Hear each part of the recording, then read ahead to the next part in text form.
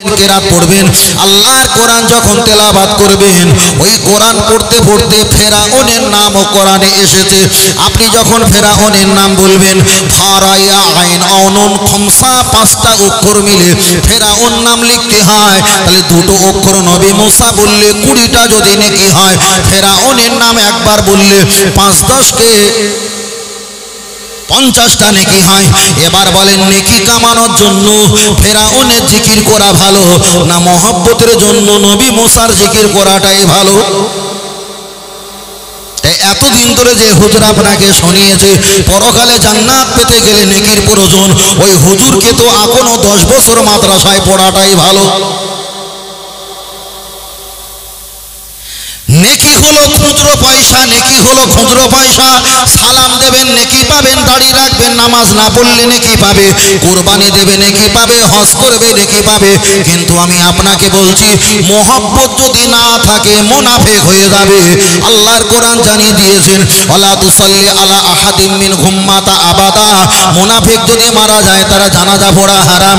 আল্লাহর কোরআন পরে বললেন, ওয়ালা তাকুম আলা কবরিহি। মুনাফিক মারা গেলে তার কবরে মাটি দেওয়া হারাম। আল্লাহর কোরআন পরে বললেন, ইস্তাগফির লাহুম আও লা তাস্তাগফির লাহুম। মুনাফিক মারা গেলে তার কবরের কাছে যাওয়া হাওয়া হারাম, দোয়া দরুদ পড়াটাই হারাম। আল্লাহর কোরআন পরে বললেন, ইন তাস্তাগফির লাহুম 70 মাররাতান। তার জন্য যদি 70 বার হাত তুলে দোয়া করা হয়, ওই দোয়াটা কবুল করবে না, দোয়া করাটা হলো হারাম। তাহলে কেউ যদি মোহাব্বত না নিয়ে যদি কবরে যায়, দুনিয়াতে চিটিংবাজি ধর্ম পালন করে মুনাফিক হয়ে কবরে গেছে। আর কেউ যদি মোহাব্বত নিয়ে যদি কবরে চলে যায়, মোহাব্বত নিয়ে যদি কবরে চলে যায়, গুনাহ নিয়ে কবরে গেছে, মোহাব্বত থাকার বিনিময় ঈমানটা বেঁচে গেছে, আল্লাহ একদিন না একদিন গুনাহগার বান্দাকে জান্নাত দেবেই দেবে। আর একটু জোরে হবে না ভাই? মোদ্দা মোদ্দা কথা শুনতে হবে, ও তুতুনি মুতুনি কথা কোনে যুগে চলবে না। পারো কেনাকাটা করো না ছেড়ে দাও। কথা বুঝতে পেরেছেন ভাই? পারো কেনাকাটা করো না ছেড়ে দাও। মাল বিক্রি করার জন্য পায়ে ধরাতে যাবে না, ভালো লাগে নাও না বাদ দাও। চলো চলো। ও আমার বাপজিরা, আমি আপনাকে বোঝাতে চেয়েছি, লক্ষ্য করে দেখা যায়, তাহলে ফেরাউনের নাম একবার যদি কোরআনের অক্ষর অনুযায়ী একবার পাঠ করেন, আপনার 50টা নেকি হবে। আর নবী মুসা আলাইহিস সালামের নাম একবার যদি আপনি পাঠ করেন, আপনার 20টা নেকি হবে। আপনি যদি ফেরাউনের নাম জিকির করেন, জিকির করতে করতে আপনার ভালোবাসা সম্পর্ক গাঢ় হয়ে যাবে। হাসরের ময়দানে ওই ফেরাউনের কাতারের সঙ্গে আপনাকে দাঁড়াতে হবে। এবার আপনি বলছি, নেকির পাহাড় নিয়ে ফেরাউনের পিছনে দাঁড়িয়েছো, ফেরাউন যদি জাহান্নামে যায়, তোমারও বুকের কোলার ধরে জাহান্নামে নিয়ে যাবে। নবী মুসা আলাইহিস সালামের নাম আমি জিকির করব, নেকি হবে 20টা, নেকির পরিমাণ কম, আর মহব্বত তৈরি হয়ে যাবে। আল্লাহর নবী একটা হাদিস শরীফে বললেন, কুল্লু নবিয়্যিন মাসুম, যার ব্যাখ্যা হলো কুল্লু মানে বহু বচন, সমস্ত নবীরা নিষ্পাপ বেগুনাহ মাসুম। নবী আমার আর একটা হাদিস শরীফে বললেন, আল মারউ মান আহাব্বা আকামা ক্বালা আলাইহিস সালাম। তুমি যাকে ভালোবাসবে ওই ব্যক্তি যদি জান্নাতি হয়, তোমাকেও আল্লাহ জান্নাতে বানিয়ে দেবে। তাহলে যারা নেকি কামিয়েছো বাবা, পরকালে একদিন তুমি জাহান্নামে যেতে পারো। আর যারা মোহাব্বত কামিয়েছে, তোরাই তো বাবা নবী পাকের শাফাআত পেতে পারোই পারো। জোরে বলে, আরেকটু জোরে হবে না? সুবহানাল্লাহ বাড়ে না, সুবহানাল্লাহ বাড়ে না ভাই। আল্লাহু আকবার, আল্লাহ। চলেন, আমি আপনাকে বোঝাতে চেয়েছি, তাহলে নেকি নেবেন না মোহাব্বত নেবেন? এবার ঘুরে এসছে ভাই। তাহলে 40 বছর যা ওয়াজ শুনেছি সব রুটির মতন ছেঁকছিল, এবার খুন্তি দিয়ে উল্টে দিলাম। চলেন, আমি আপনাকে বোঝাতে চেয়েছি, তাহলে বিষয়টা পরিষ্কার হয়ে গেল। মোহাব্বত করি বলে তো দাড়ি রেখেছি, মোহাব্বত করি বলে তো মাথায় টুপি দিয়েছি, মোহাব্বত করি বলে তো নামাজ পড়েছি, মোহাব্বত করি বলে তো জলসা দিয়েছি, মোহাব্বত করি বলে তো ফকির মিসকিনকে দান করি, মোহাব্বত করি বলে তো রসুলকে স্ত্রীকে পর্দা রাখি। তাহলে মোহাব্বতে ধর্ম পালন করা যায়।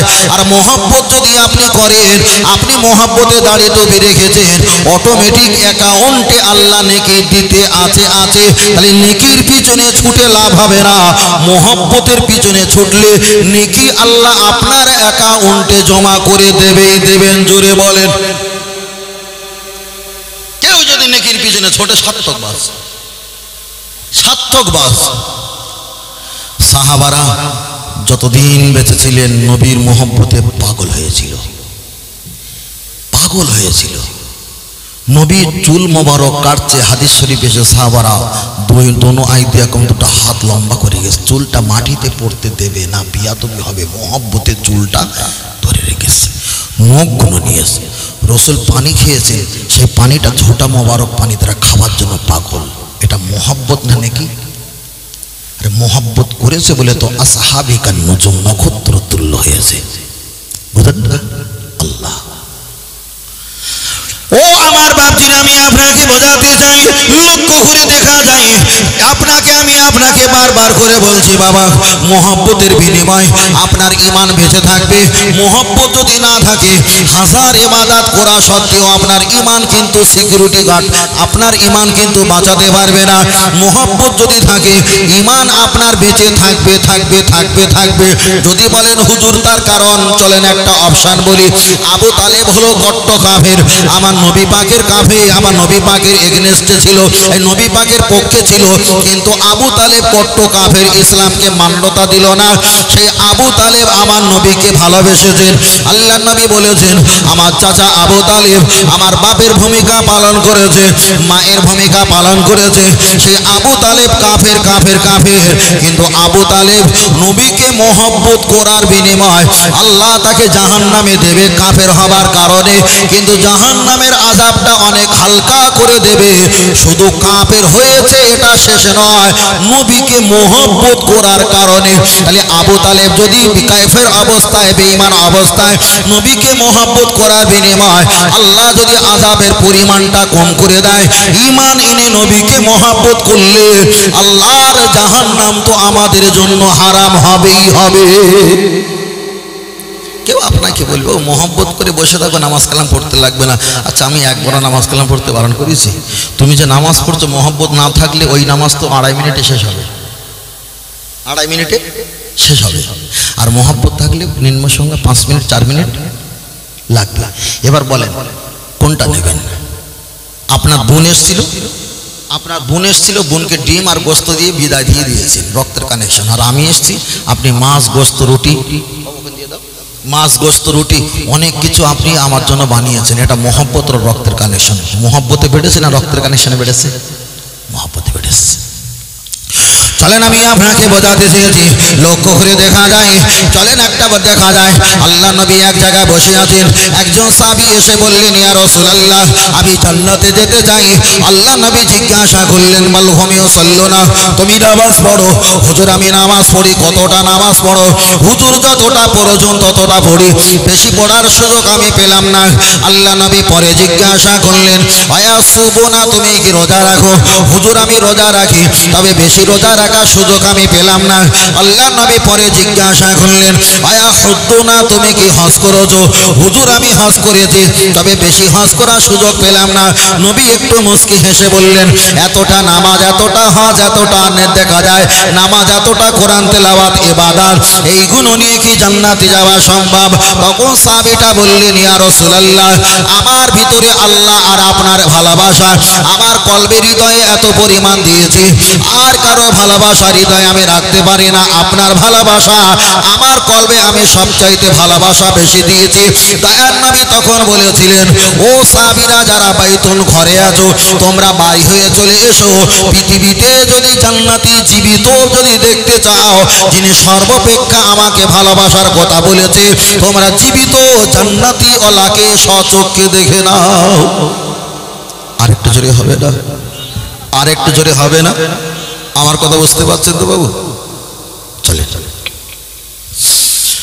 আমি আপনাকে বোঝাতে চেয়েছি, চলেন আরেকটা হাদিস পড়া যাক। আল্লাহ নবী একটা হাদিস শরীফে বলেছেন, লা ইউমিনু, হারগিজ ঈমানদার কবি नहीं हो सकता। তোমরা অতদিন পর্যন্ত ঈমানদার হতে পারবে না যতদিন না পর্যন্ত তোমার ছেলে মেয়ে, তোমার বাপ মা, তোমার সমাজ সম্পত্তি, অর্থ সম্পত্তি, জীবন জৈবনের অপেক্ষায় আমাকে যতদিন না ভালোবাসতে পারবে ততদিন তোমরা ঈমানদার হতে পারবে না।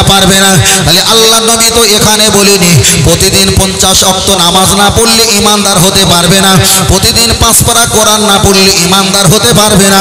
নবী কোনো ইবাদতের নির্দিষ্ট অপশন বলে দেয়নি। ছেলে মেয়ে, বিয়ে বাচ্চা, জীবন জৈবন, আমল আহম, অর্থ টাকা পয়সার অপেক্ষায় সর্বাপেক্ষা নবীকে বেশি না ভালোবাসতে পারলে লা ইউমিনু, ওই ব্যক্তি ঈমানদার হতে পারবে না।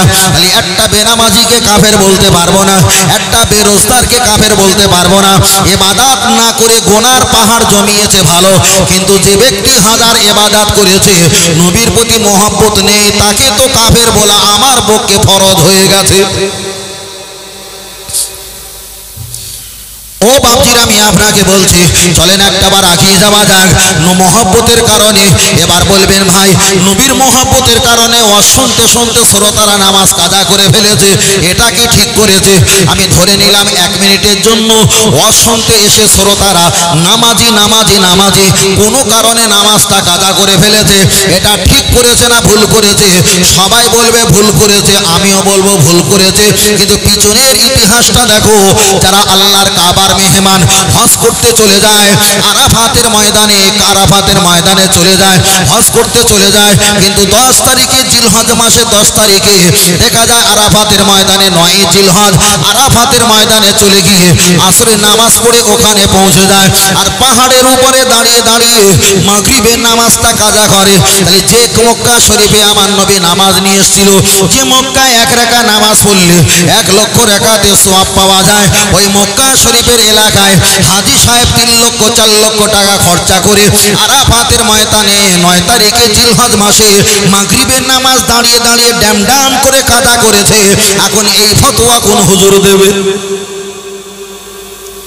তাহলে হজ করতে গিয়ে আরাফাতের ময়দানে হাজী সাহেব তো নামাজ কাজা করেছে না করেনি? এখানে কি হাজী সাহেব আছে? হাজী সাহেব যারা আছে ফরজ হজ করেছে, আমার কথার সঙ্গে এক মিল হবে। তাহলে মক্কা শরীফে 1 রাকাত নামাজ পড়লে 1 লক্ষ রাকাতে সওয়াব পাওয়া যায়।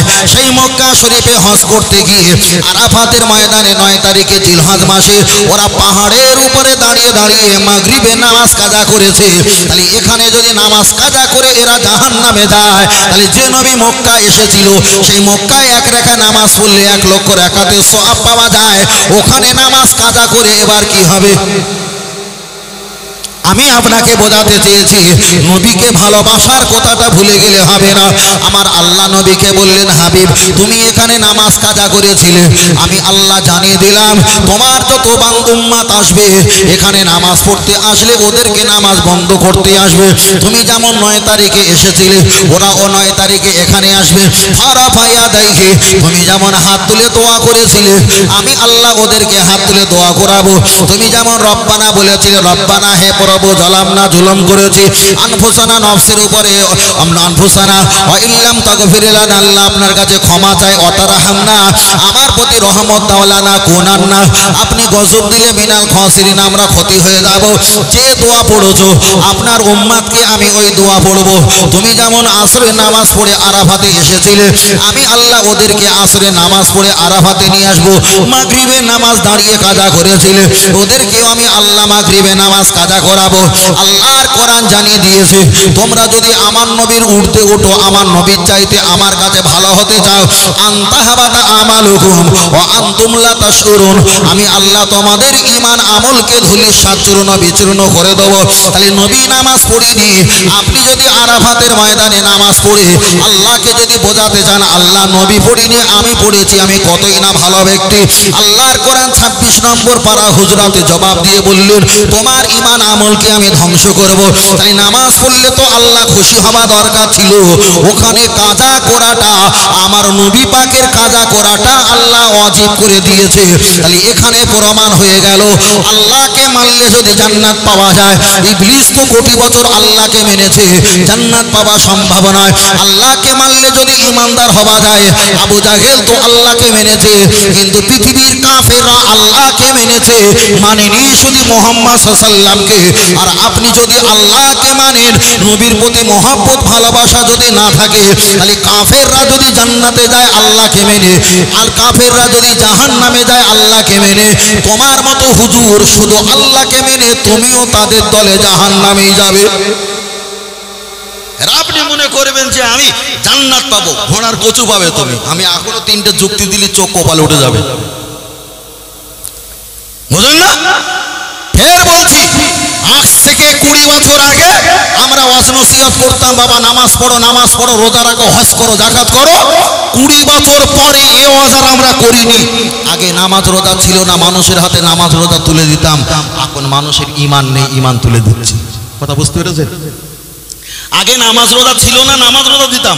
এখন মানুষের ঈমান নেই, ঈমানটা তুলে দিচ্ছি। বলেন, নামাজ দিতে গেলে ঈমান চলে যাচ্ছে, আবার ঈমান দিতে গেলে নামাজ চলে যাচ্ছে, কোন দিকে যাবে? আগে কি এত ফেতনা ফেসাদ ছিল? ছিল না। তাহলে মানুষের আগে নামাজ ছিল না, অন্তত ঈমানটা ছিল। কিন্তু এখন ফেতনা ফেসাদ এত হয়েছে, নামাজ আছে কিন্তু ঈমান নেই। কোন সংজ্ঞা? ঈমান নেবে না নামাজ? জমি অন্তত থাক, 3 বছর পরে অন্তত ঘর হবে। নামাজ রোজা ইবাদত তাসবিহ তেলাওয়াত এগুলো তো ঘর, কিন্তু ঈমান হলো জমি। জমিটা কিনে রাখো, ঘর না তালপাতা দিয়ে হবে, অল্প না নামাজ দিয়ে হবে, ঈমানটা তো বাঁচবে, ঈমানটা তো বাঁচবে। আমার কথা কষ্ট পাচ্ছেন বাবু? কষ্ট পান না তো? তাই আমি এতটুকু বলছি দাদু ভাই, ঈমান বাঁচাতে হবে। ঈমান যদি আমাদের না বাঁচে, আপনি অসজুদু লিল্লাহ যতবার যে সেজদা দেন, একটাও সেজদা কবুল হবে না, একটাও সেজদা কবুল হবে না। যদি বলেন হুজুর আমাদের ঈমানে কি দুর্বলা হয়েছে, আমি যদি ব্যাখ্যা করি ঈমানের সর্বনাশ হয়েছে কি না, নিটল ডিটেক্টর মেশিন দিয়ে ধরা পড়ে যাবে। কিন্তু সব জায়গায় করা যাবে না। যদি কেউ বলে আমি করব, রং। নবী ইউসুফ আলাইহিস সালাম স্বপ্ন দেখেছিলেন, চাঁদ নক্ষত্র ওনার পায়ে সেজদা করেছিল।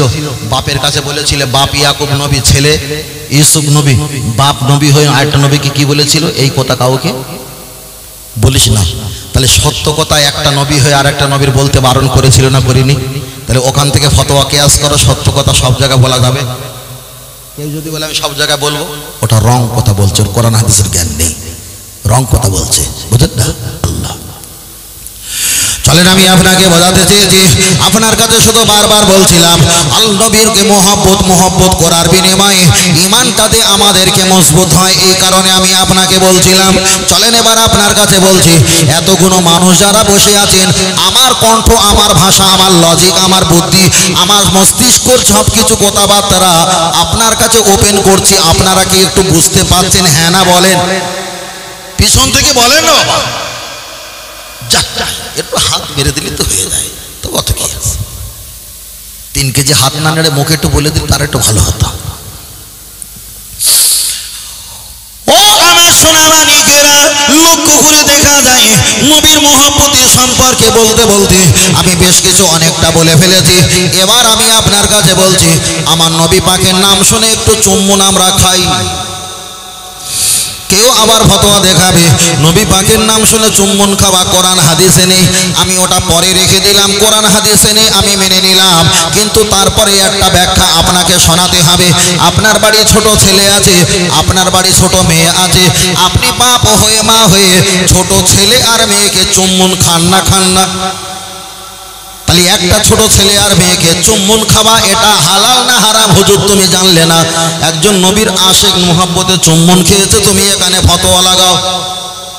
একটা বক্তা ওয়াজ নসিহত করছে, আর একটা বক্তা এসে কপাল ধরে ভাগ্যম করে চুম্বন করেছে।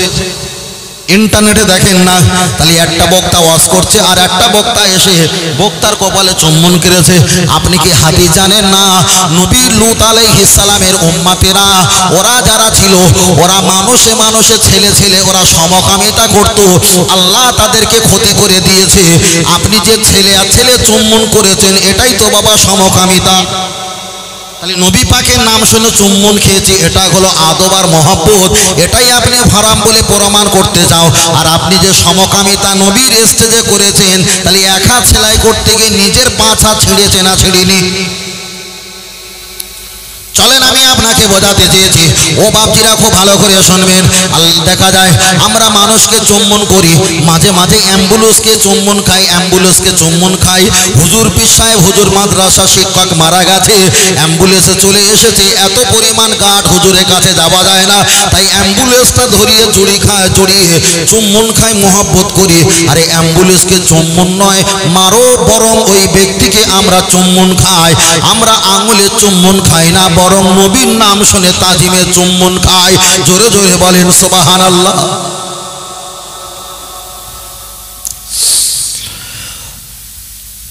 ও আমার বাপজিরা, আমি আপনাকে বোঝাতে চেয়েছি, মায়েরা যখন আছে মায়েদের বিষয় আমি আপনার কাছে বলবো, তবে আমি বাস্তবিকতা খুলে বলছি।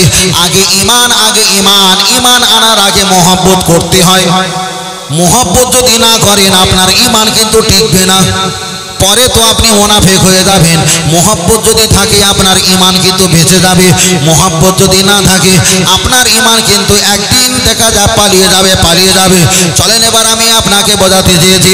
তাহলে আল্লাহর নবী বলেছেন আমাকে মহব্বত করলে, সবচাইতে ভালোবাসলে তাকে ঈমানদার, পাক্কা ঈমানদার বলা যায়। এবার একটাবার আগিয়ে যাও, আপনি ডান দিকে বাম দিকে সালাম ফিরিয়েছেন, ডানে বামে সালাম ফিরকার দোনো হাত উঠাকার দোয়া মাঙ্গি, দুটো হাত তুলে দোয়া করছেন। আপনি দোয়া করার পর বিরহমাতিকা ইয়া আরহামার রাহিমিন বলেছেন, এটা ভালো, আমি খারাপ বলছি না। আপনি আলহামদুলিল্লাহি রাব্বিল আলামিন বলে মোনাজাতটা শেষ করেছেন, এটা আমি খারাপ বলছি না, এটাও ভালো। আপনি লা ইলাহা ইল্লাল্লাহু মুহাম্মাদুর রাসূলুল্লাহ সাল্লাল্লাহু আলাইহি ওয়াসাল্লাম বলে আপনি মোনাজাত শেষ করছেন, এটাও আমি খারাপ বলছি না, ভালো। তাহলে একজন যদি বিরহমাতিকা পড়ে, একজন যদি আলহামদুলিল্লাহ বলে মোনাজাত শেষ করে, একজন যদি কলেমা শরীফ পড়ে মোনাজাত শেষ করে, তিনটেই তো আল্লাহর নামে তাসবিহ, ঠিক না বেঠিক? চলো নবীর কাছে বিচার দেওয়া যাক। ইয়া রাসূলুল্লাহ, একজন বিরহমাতিকা পড়েছে, একজন আলহামদুলিল্লাহ পড়েছেন, একজন কলেমা পড়েছে, কোন ব্যক্তি আপনার কাছে আল্লাহর কাছে প্রিয়? জবাব দাও। নবী আমার জবাব দিয়ে বললেন, আফদালুল ইবাদাতি সালাত, সবচেয়ে বড় ইবাদত হলো নামাজ, এটা আমরা মানলাম। নবী আমার পরে বললেন, আফদালুত তিলাওয়াতুল কোরআন, সবচেয়ে বড় তেলাওয়াত হলো আল্লাহ পাকের কোরআন। নবী বলছেন, সাদা কাদা ব্যক্তিরা বলছেন, এটা আমরা মানলাম। তাহলে যে নবী বলেছেন বড় ইবাদত হুজুর নামাজ পড়ে, এই কারণে নবী বলেছে বড় তেলাওয়াত কোরআন, হুজুর কোরআন পড়ে এই কারণে, কেন নবী বলেছে। আর সেই নবী বলেছে আফদালু জিকরি লা ইলাহা ইল্লাল্লাহু মুহাম্মাদুর রাসূলুল্লাহ সাল্লাল্লাহু আলাইহি ওয়াসাল্লাম, বড় জিকির হলো তোমার নবীর নামে কলেমা। তাহলে হুজুর বড় নামাজ নিয়েছে, হুজুর বড় কোরআন তেলাওয়াত নিয়েছে, হুজুর বড় জিকির ছেড়ে দিয়ে বিরহমাতিকার পানি খেয়েছে। আপনি কি জানেন না তোমার বাপ আমার বাপ নবী আদম মা হাওয়া আলাইহিস সালাম 350 বছর বিরহমাতিকা বলে আল্লাহর কাছে কেঁদেছিল, আমার আল্লাহ কিছু দেয়নি। আমার নবীর ওসিলায় আল্লাহর কাছে যখন চেয়েছে, আমার আল্লাহ আমার হাবিবের বরকতে নবী আদমের কান্নাকে ঠান্ডা করে দিয়েছে। তাই অনেক জায়গায় মুহাম্মাদুর রাসূলুল্লাহ বলে না, কেন? মুহাম্মাদুর রাসূলুল্লাহ বললে সাল্লাল্লাহু আলাইহি ওয়াসাল্লাম, কথা বুঝতে পেরেছেন? অনেকের বলে না, বলে সকিনার মা কোথায়, মানে সকিনার মা যে ওর বউ হয়, বউ বলবে না, কেন? বড় আমার সামনে একটা গায়ে করে, কথা বোঝাতে পারিনি, বলে না। এটা হয়তো রেওয়াজ, কিন্তু অনেকে আছে আবার জিজ্ঞেস করে, এই সেই আপনাদের ইমাম সাহেব কোথায়, বলা হয়। কিন্তু ইমাম সাহেব ওনার ভাই, পরে পরিচয় দেয়। কিন্তু বারবার করে বলছি মুহাম্মদ নাম বললে সাল্লাল্লাহু আলাইহি ওয়াসাল্লাম বলাটা ওয়াজিব হয়ে যায়, ঠিক না বেঠিক? বলতেই হবে, কিছু মনে করবে না তো? তাহলে মুহাম্মদ বললে সাল্লাল্লাহু আলাইহি ওয়াসাল্লাম নাম বলতেই হবে। এবার যদি আমি বিশ্বনবী বলি সাল্লাল্লাহু আলাইহি ওয়াসাল্লাম, বলতেই হবে? না, নবীকে যদি বিশ্ব নবী বলা হয় তাহলে আল্লাহকেও তো বিশ্ব আল্লাহ বলা যাবে নাকি? যাবে না? যাবে না? যাবে না? কেন কেন যাবে না? যত নবী এসেছে তাদের যদি আমার আল্লাহ যদি নবীদের আল্লাহ হয়, যত নবী এসেছে তাদের নবী তো আমার, ওটা ঠিক না বেঠিক? যত ফারেস্তা এসেছে তাদের রব যদি আল্লাহ হয়, যত ফারেস্তা এসেছে তাদেরও নবী তো আমার নবী, ঠিক না বেঠিক? তাহলে পৃথিবীতে আল্লাহ কুল কায়নাতের মালিক যদি আল্লাহ হয়, কুল কায়নাতের নবীও আমার নবী। আল্লাহর পাওয়ার যত দূর, নবী আনার নবীগিরি পাওয়ারও তত দূর। আমরা সীমাবদ্ধ করে দিয়েছি যাতে মোহাম্মদ নামটা বলবো না, সাল্লাল্লাহু আলাইহি সাল্লামটা বলবো না। ওই জন্য আমরা বারবার কাউকে নকল করছি, কিন্তু নিজের ঈমান দিয়ে একবারও ভাবিনি যে আমি ঠিক করছি না ভুল করছি। আপনি জানেন ঠিক করছি না ভুল করছি। চলেন আমি আপনাকে বোঝাতে চেয়েছি, খুব ভালো করে খেয়াল করে দেখবেন। আমি আপনার কাছে একটি কথা বলছি, এবার বলবেন হুজুর হয়তো ওটা বলা ভালো, আমি ধরে নিলাম 1 সেকেন্ডের জন্য ওটা বলা যায়। এবার আমার পাশে দাদু ভাই বসে আছে, দাদু ভাই আপনাদের এলাকার স্কুল মাস্টার। আমি যদি দাদু ভাইকে বলি, দাদু ভাই আপনি তো 3তে লেখাপড়া করেছেন, অবশ্যই ছোটবেলা 3তে লেখাপড়া করেছে, কথাটা সত্য, কিন্তু বলাটাই তো বিয়াদব। 3তে তো লেখাপড়া পড়েছিল, কথাটা সত্য, কিন্তু বলাটা বিয়াদব। ওটাই যদি সত্য হয়ে থাকে, কিন্তু বলাটাই তো বিয়াদব বলা যাবে না। আমি আপনার কাছে একটাই কথা বলছি, ঈমান যদি না থাকে আপনার নামাজে মজা থাকবে না, ঈমান যদি না থাকে আপনার ওয়াজ করেও মজা লাগবে না। ঈমান যদি আপনার থাকে, মোহাব্বত যদি থাকে, আপনার ওয়াজ নসিহত করেও মজা লাগবে। কেন? আমি তো আমার বন্ধুর কথা, আমার প্রেম দেখা যায়, যার সঙ্গে প্রেম করি, মোহাব্বত করি, তার কথা মানুষের কাছে বলছি, তাহলে বলতেও ভালো লাগবে, শুনতেও ভালো লাগবে। এটাই হলো মোহাব্বতের ব্যক্তি, মোহাব্বতের মানুষ। তাই যার প্রতি প্রেম ভালোবাসা, নবীর প্রতি সম্পর্ক নেই, তার তো ওই রকমই হবে। তাহলে একজনের মোহাব্বত আছে, একজনের মোহাব্বত নেই, দুটো তো বুঝলে এখানে তো বোঝা সহজ। চলেন আমি আপনাকে বোঝাতে চেয়েছি, লক্ষ্য করে দেখা যায়, আগে চলে যাওয়া যাক। নবীর কথা বলছিলাম, মহব্বত। নবী আদম আলাইহিস সালাম আল জিবালা একটা পাহাড়ের উপরে বসে আছেন। তাফসীর কারকেরা ব্যাখ্যা করে বলেছেন, ওই পাহাড়ের উপরে বসে থাকার বিনিময়ে জঙ্গলের যত হরিণ ছিল নবী আদম আলাইহিস সালামের কাছে পৌঁছে গেছে। জিজ্ঞাসা করলেন, কাইফা হালুকা, ও নবী আদম আলাইহিস সালাম কি খবর একটা বার বলেন, আপনার চোখে কেন পানি? নবী আদম আলাইহিস সালাম বলেছিলেন, আল্লাহর ভয়তে, আল্লাহর গজবের আযাবের ভয়তে আমাদের চোখ থেকে পানি নির্গতিত হয়। নবী আদম আলাইহিস সালামের কান্না দেখে তাফসীর কারকেরা ব্যাখ্যা করে বলেছেন, জঙ্গলের পশু প্রাণী হরিণ তারা কান্না শুরু করলেন। অনেকক্ষণ বসে আছে, নবী আদম কিছু খেলেন না, এনারাও কিছু খেলেন না, ঘন্টা কি ঘন্টা বসে আছে। আমার কথাটা ভালো করে বুঝবেন। অনেকক্ষণ বসে থাকার বিনিময়ে হরিণ যখন বসে আছেন, নবী আদম বললেন, ও আমার হরিণ, তোমরা আমার মহব্বতে কেঁদেছো, আমার মহব্বতে বসেছো, বাড়ি যেতে মন চায় না বাবা, বাড়ি চলে যাও। এই যে লাকড়ি পাতা মারিয়াম ফুল আছে, এইগুলো তোমরা খাও, আর খেয়ে তোমাদের নিজ বাসা ভবনে জঙ্গলে প্রবেশ করে যাও। এরা যখন মারিয়াম লাকড়ি পাতা মারিয়াম ফুল এরা খেয়ে যখন জঙ্গলে প্রবেশ করেছে, তাফসীর কারকেরা ব্যাখ্যা করে বলছেন, এদের চেহারা, এদের মুখ থেকে সুগন্ধ জারি হয়, চেহারাটা নূর আলা নূর হয়ে যায়। আর তরু আর জুলাকম, দুই পাশার মাঝখানে মৃখ নাবি কস্তুরী আল্লাহ দান করেছে। দ্বিতীয় হরিণগুলো জিজ্ঞাসা করলো, মা হাজা, এটা কি ব্যাপার, কি খবর? ওরা বলল, নবী আদমকে ভালোবেসেছি, তানার কান্না কেঁদেছি, তানার হাসিতে হেসেছি, তানার মহব্বতে ঘন্টা কি ঘন্টা বসেছি। চলে আসার সময় লাকড়ি পাতা মারিয়াম ফুল দিয়েছে, আমরা খেয়েছি, আল্লাহ আমাদের নিয়ামতে দান করেছে। তৃতীয় দল তারা লোকেশন ঠিকানা নিয়ে নবী আদম আলাইহিস সালামের কাছে চলে গেছে, এরাই তো বাবা মুনাফিক। তৃতীয় দল চলে যাওয়ার পর বললেন, ও নবী আদম আলাইহিস সালাম, আমাদের সাথী ভাইদের লাকড়ি পাতা মারিয়াম ফুল দিয়েছিলেন, আমাদেরকে একটু দেন। ওদেরকে দিয়েছে, ওরা লাকড়ি পাতা মারিয়াম ফুল ফুল চিবিয়ে চিবিয়ে খেয়ে জঙ্গলে প্রবেশ করার আগে ওদের চেহারাটা কুত্তার পেনা হয়ে গেছে। তার কারণ হলো আগে যারা গিয়েছিল এরা মাল নিতে যায়নি, মহব্বতে কেঁদেছে, মহব্বতে বসেছে, মহব্বতে সময় দিয়েছে, চলে আসার সময় আল্লাহ নিয়ামতি দান করেছে। আর দ্বিতীয় দল যারা গেছে এরা নবীর মহব্বতে যায়নি, শুধু মাল নেওয়ার জন্য গেছে। আল্লাহ এদের চেহারাটা কুত্তার ন্যায় বানিয়ে দিয়েছে। আপনি মোনাজাত করবেন আলহামদুলিল্লাহি রাব্বিল আলামিন, আপনি মোনাজাত করবেন বিরহমাতিকা ইয়া আরহামার রাহিমিন। আল্লাহ তুমি রহমত দাও, আল্লাহ তুমি মাল দাও। শুধু মাল নেওয়া ধান্দা, মুহাম্মদুর রাসূলুল্লাহ বলে মহব্বত করা ধান্দা নেই। আমরা তো মুহাম্মদুর রাসূলুল্লাহ সাল্লাল্লাহু আলাইহি ওয়াসাল্লাম বলি, আমরা তো নবীকে মহব্বত করি। হাসরের ময়দানে চাইতে যদি ভুলে যাই, নবীর মহব্বতের কারণে আল্লাহ ডেকে দিতে ভুলবে না। আর একটু জোরে বলে সুবহানাল্লাহ। আল্লাহ লোকে বলে বসিরহাট এলাকায় সুবহানাল্লাহ জোরে হয় না, তাই আজকেরও তাই দেখলাম।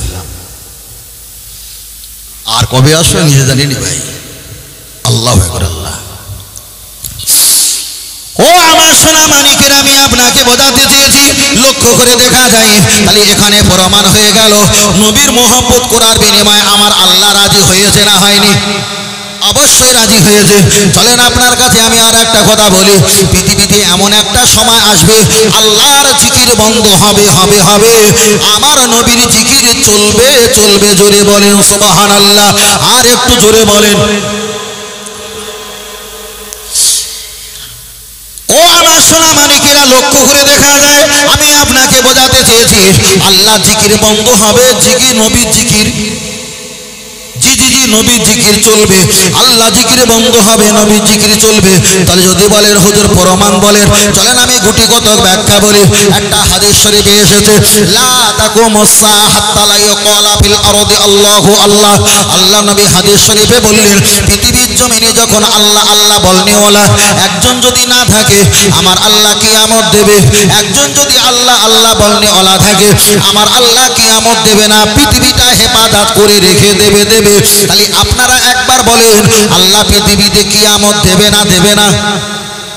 কিয়ামত যদি আল্লাহ দেয়, তাহলে নিশ্চয়ই পৃথিবীতে একদিন আল্লাহ আল্লাহ বলনেওয়ালা কেউ থাকবে না।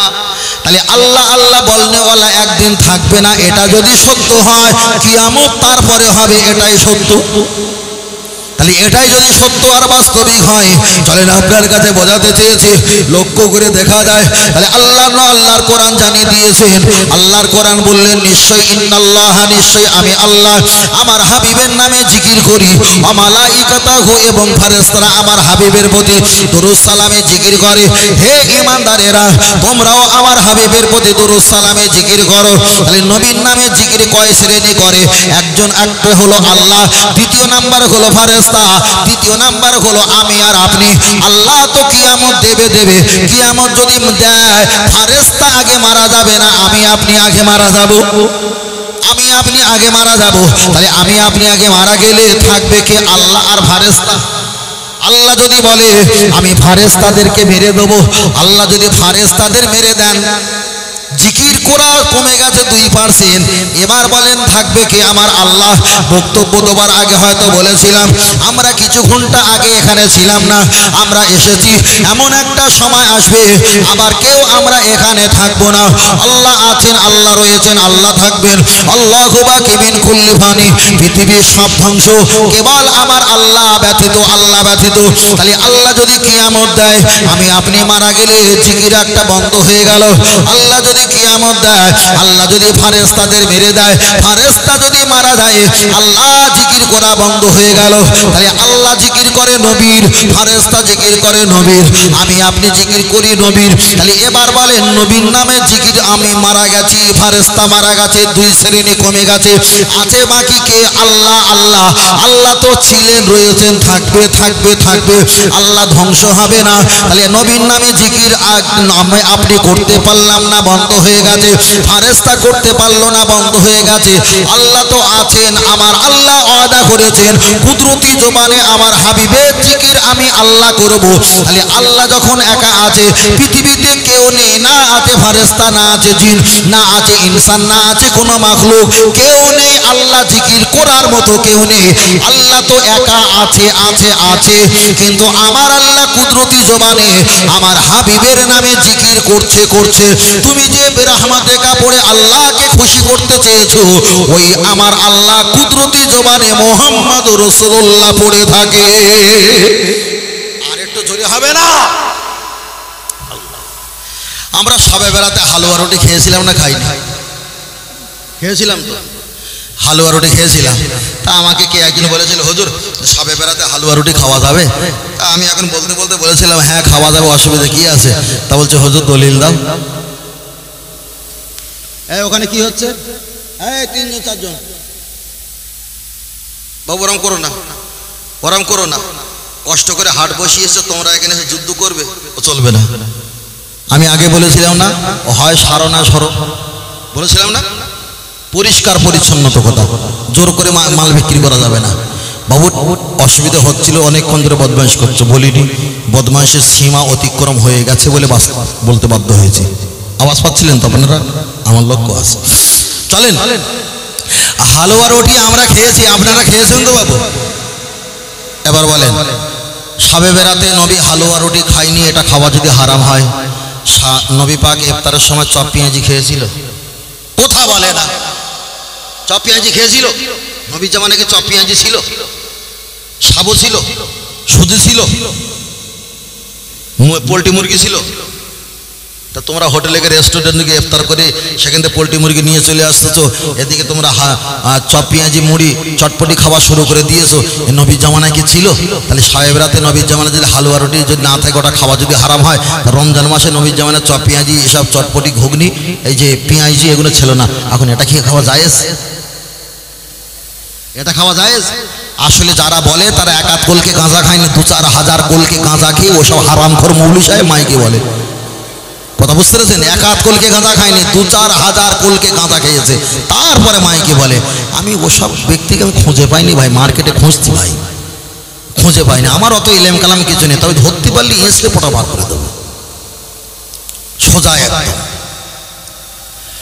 ফের বলছি, আম্মা জান আয়েশা সিদ্দিকা রাদিয়াল্লাহু তাআলা আনহা তিনি বলেছেন, ইবনে মাজাহ শরীফে এসেছে, আমার নবী আটার রুটি খেতে পছন্দ করতেন, আমার নবী দুধ খেতে পছন্দ করতেন, আমার নবী মধু খেতে পছন্দ করতেন, আমার নবী কালো জিরা খেতে পছন্দ করতেন, আমার নবী আতর মাখতে খুশবু মাখতে পছন্দ করতেন, আমার নবী হাদিয়া গ্রহণ করতে পছন্দ করতেন, আমার নবী কদু লাউ খেতে পছন্দ করতেন, আমার নবী ডালিম খেতে পছন্দ করতেন, আমার নবী দেখা যায় এদিকে আটার রুটি হালুয়া করে খেতেন, খাজুর গুঁড়ো 20 গুঁড়ো আটি গুঁড়ো ফেলে দিয়ে ওতে মধু ঢেলে দিয়ে মাখিয়ে মাখিয়ে নরম করে চিট গুড়ের মতন পাতলা করে জবের আটা রুটি দিয়ে রসুল কেটে কেটে হালুয়া করে খেতেন। তাহলে নবী যখন লাউ আর কদু খেতেন, এটা যখন মেনে নিয়েছো, হালুয়া আর রুটি খাও না কেন? নিশ্চয়ই তোমার রক্ত দোষ আছে। কথা বোঝাতে পারিনি? তুমি এগুলো মেনে নিয়েছো, আর ওগুলো তোমার বাপ মানবে? এবার যদি বলো না শবে বেরাতের সময় খেতে হবে, কোন হাদিসে আছে?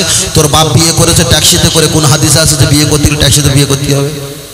তাহলে তোর বাপরে উলঙ্গ করে ঠ্যাংরে কুচু করে নিয়ে যা, তারপর আমি এটা দেখছি। কথা বোঝেন না? আল্লাহ, চলেন আমি আপনাকে বোঝাতে চেয়েছি, বলতে বলতে বিষয়টা অনেক বলে ফেলেছিলাম। ও বাপজিরা খুব ভালো করে খেয়াল করে দেখবেন, আপনি ইন্ডিয়া থাকেন, ইন্ডিয়ার ফতোয়া নিয়ে পালন করেন, ধর্ম পালন করেন, আপনি ওপার বাংলার ফতোয়া নিলে আপনার কিন্তু বেলুন ফুস হয়ে যাবে। তার কারণ বলছি, আপনি ওপারে ফতোয়া নিয়ে ধর্ম পালন করবেন না, আপনার বেলুন ফুস হবে। কেন? ওখানে যারা বেশিরভাগ টুপিওয়ালা আছে 90% তারা জোচ্চোর। আপনি ওদের কথা নিয়ে আপনি পালন করবে না। ওরা আজকের স্টেজে একরকম বক্তব্য করেছে, পরের দিন স্টেজে গিয়ে আবার আর এক রকম করবে, আপনি ধরে পারবেন না। ওরা দেখেন যেরকম সেখানে সেরকম করে। ওই জন্য বারবার করে একজন আল্লাহর ওলি ভারত পাকিস্তান ভাগ হওয়ার সময়, যুদ্ধ হওয়ার সময় আল্লাহর ওলি তিনি ইন্ডিয়া চলে এসেছিল। আল্লাহর ওলিকে জিজ্ঞাসা করা হয়েছে, হুজুর আপনি বাংলাদেশে থাকবেন রাইটের সময়, মানুষের জাহান নিয়ে সমরসল, মানুষের জাহান নিয়ে এখানে টানাটা হেঁচড়া চলছে, হুজুর আপনি তো বাংলাদেশে থাকবেন, আপনি ইন্ডিয়া কেন আসলেন, মরতে আসলেন?